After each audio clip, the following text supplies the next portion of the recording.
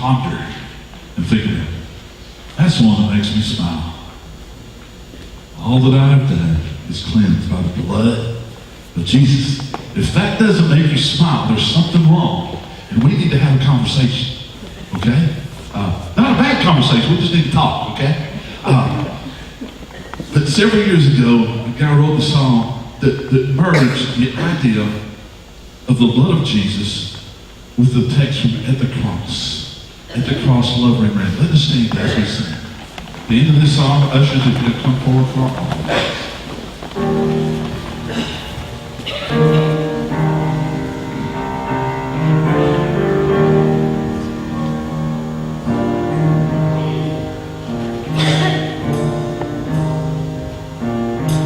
There's a place where mercy reigns and never dies. There's a place where streams of grace flow deep and wide.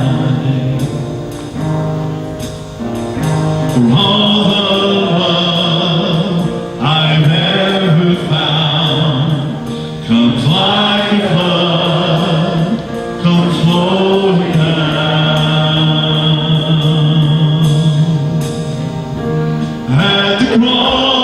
At the cross, I surrender my life. I'm in love with you. I'm in love with you. Where your love ran red and my sins washed white. I owe all to you. I owe all to you, Jesus.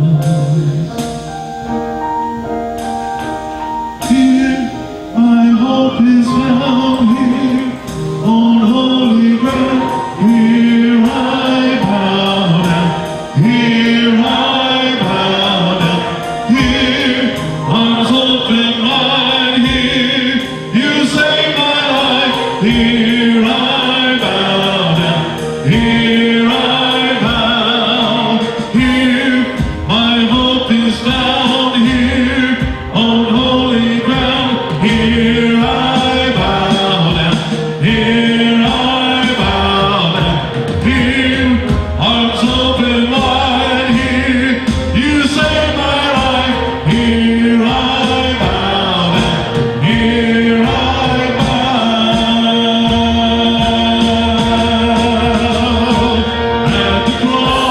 At the cross, I surrender my life. I'm in all of you. I'm in all of you. Where your love ran red and my sins washed white. I owe all to you. I owe all to you, Jesus.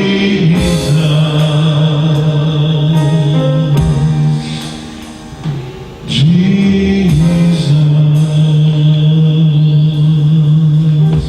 Let's just, if you go ahead and come forward for morning offering as Deacon Wayne Weather during the morning and play this in the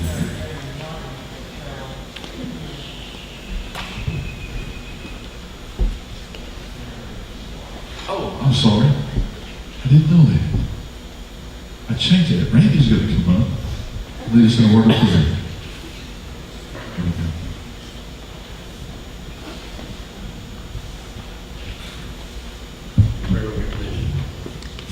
Father God, we come before you in thankfulness and graciousness as we give back what you've given to us, as we surrender what you've given to us to your glory and to your honor, as we see your glory and honor work in our lives. We ask, Lord, that you use it to your glory. In Jesus' name, amen. But whenever I put myself out and I say, okay, God, I don't know how this is going to turn out, but every single time I take a step on mission, you seem to show up in a really compelling way. Resonate Church began 10 years ago as a campus ministry that turned into a collegiate church at Washington State University. Our desire is to plant churches on college campuses across the Northwest and across Canada as well. So every summer we have 24 to 40 students that are headed over to East Asia, and they are on campus, they're learning the language, they're integrating into the lives of East Asian students, and they're there being missional, sharing the gospel.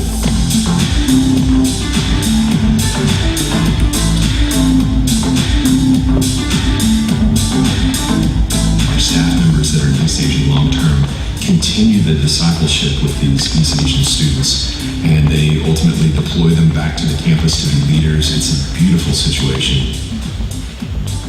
As the Father has sent me, so I am sending you. To understand God and to understand Jesus best is to see them as missionary actors in this entire narrative. So that begins to permeate through our church. It's our belief that what we do in East Asia allows us to be able to do what we do in Boise and in these college towns, in these church plants. That they go across the world, it's more likely they'll go across the street. What we want to be is a church that goes after those people who have no background in Christianity. And as people begin to read the Bible and they see Jesus as the sent one to us and then telling us to be sent ones to the rest of the world, they actually begin to believe that. And they're so easy to deploy on mission. And so that's what I love about the Northwest and about the spiritual climate here, is that it's so easy to be able to say, okay, this is what it looks like to be radically sent. We've got to be a sent people. And if that sent people can kind of begin to be the normative of our church, then what you begin to have is the beginnings of a movement.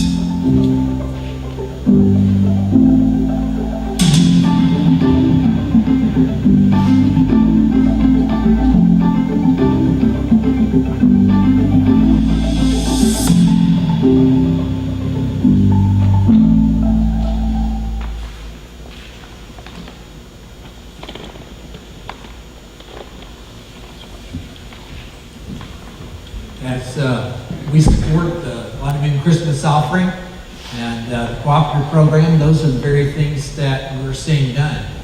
It affects our own congregation. There was a young lady who was in our student ministry back when Zach Belknap was here. And at the time, when she was in high school, she was being influenced by people who were students who claimed to be atheists. And I was sending email back and forth with her as she was struggling with not really wanting to believe what they believed, and yet being unable to come up with a way to share her faith and to understand it clearly. In the process of doing that, ultimately she went to college and wound up being a part of a team just like that. And when they say they sent them to East Asia, that is code for they're in China doing mission work and they're not supposed to be. And so when you hear that sort of thing, you need to be praying for them, because you understand right now in China, the level of persecution of anything Christian that is not the official churches of China is under persecution. The police there in some of the provinces, in Dulong, for example, they have a quota that they have to get. Let me change this just a little. Maybe